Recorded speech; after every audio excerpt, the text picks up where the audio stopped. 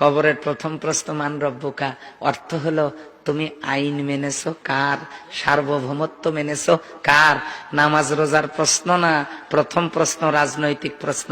2 নম্বরের প্রশ্ন আমার দিনুকা, এখানেও নামাজ রোজা হজ যাকাতের প্রশ্ন না, আমার দিনুকা তুমি কোন দলের লোক।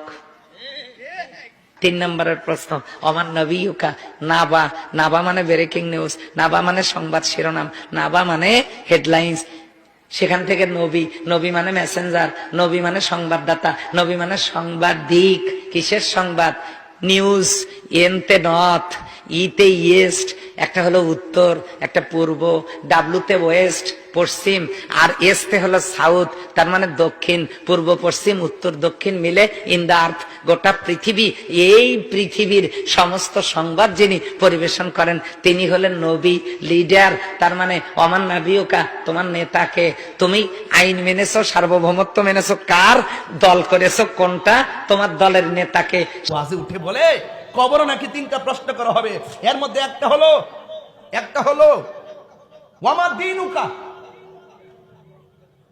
আমি প্রশ্ন করছি, উত্তর দেন। ওয়ামা দীনুকা, বলেন ওয়ামা দীনুকা। এটা ওয়ামা দীনুকা মানে কি? তোমার ধর্ম কি? জোরে, তোমার ধর্ম কি? এখন কিছু লোক বাইরে এসে বাইরে দেখো কবরে 2 নম্বর প্রশ্ন হবে আমার দীনুকা, এটার অর্থ হলো তোমার দলের নাম কি। তো এটা কি ব্যবসা না?